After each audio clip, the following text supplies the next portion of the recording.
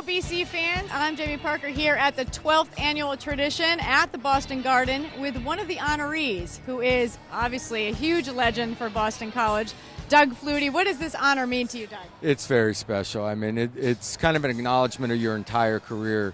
You know, for me, there was nothing guaranteed in my career. I had to put my head down, blinders on, year to year. You didn't know where you were going to be. And so you just put your head down and go and work hard at it. And all of a sudden you wake up, it was 21 years later that I'm retiring, and you look back and say, hey, there were a few good things in there. I'm glad you threw out 21 years because I'm going to say 29 years.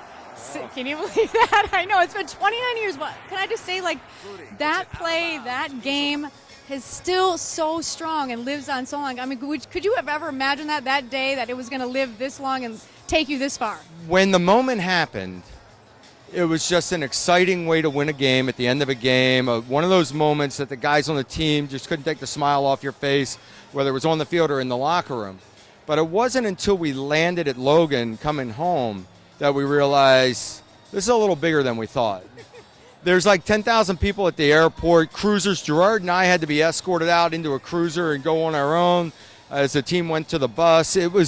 It just all of a sudden it took on this life that we didn't realize was going on while we were on the plane coming home.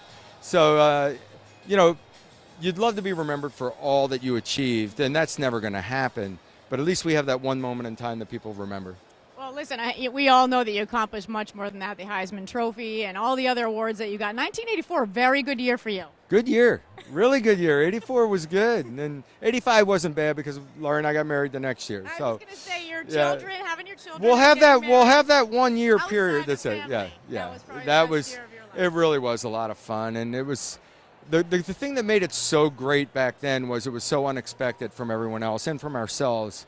It was a group of naive kids that weren't the most talented in the world, but worked hard at it, and we kind of 3 straight bowl trips to a school that hadn't been to a bowl in 40 years, and knocked off some big-time teams and defending national champions. And we beat Alabama twice, we beat A&M twice, we beat Penn State.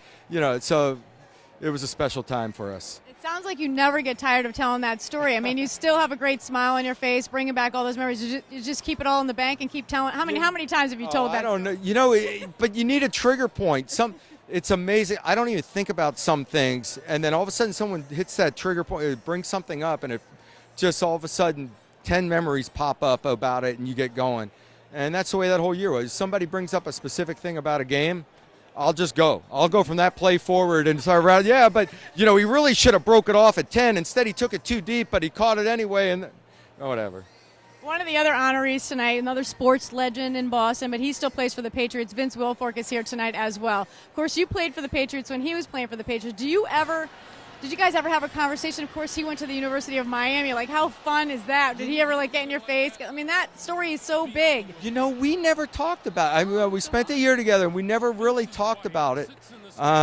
You get so in the moment, especially with the Patriots and Bill. But the one guy that happened with was when I went to Canada, my first year in Canada. The center for Miami was a guy named Ian Sinclair. Ian was the center for British Columbia. And in my first game in Canada was with Ian. He was my center. And the very first game, I throw a Hail Mary on the last play of the game to send it to overtime, and we catch it. And he came running up and started. Yeah, so it was kind of ironic. Oh, that's very funny. One of the greatest things about you being such a huge, iconic figure when it comes to Boston College is that you come back to these games and you're still so passionate about it. I mean, I see you every year come back to a few football games, a few basketball games, and you're wearing your super fan shirt, just like one of the fans. Like, what's that passion for you like when you come back and support the team? It's special. I did have my nephew Billy there for a while, and now my nephew Troy is going to be going, and there's always been an attachment to BC, and it'll never change. So I pull for the kids. I think, for me, a lot of alumni come back to gather with the other alumni and be around each other, and we have our reunions, but I enjoy being around the kids. I really do. I enjoy to see the smiles on their face on the sideline of excitement, and whether it's the basketball team or football team or hockey, just being in the atmosphere keeps me young. Not to mention the statue on the campus. Yeah, I go down. I actually hang out around my statue and try to be seen a little bit. You know who I am. That's Remember me? No, but also, do you keep in touch?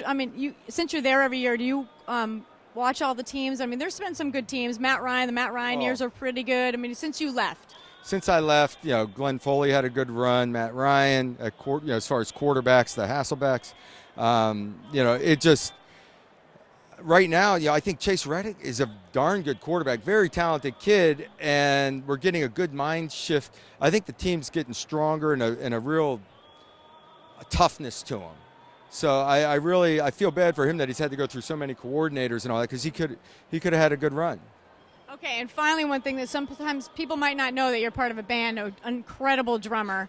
And I actually was saying that I've seen you come back for a couple basketball games in the past and get over there on the drums with the band. Yeah, anytime I come down for the hoop games, the band kids want me to sit in and play. So once in a while I jump over, and it's like I said, it keeps me young and it's fun for me. They seem to enjoy it, so once in a while we do that, and maybe we only do it when we're down by 10 and we need a comeback or something. There you go. You help spark up the crowd.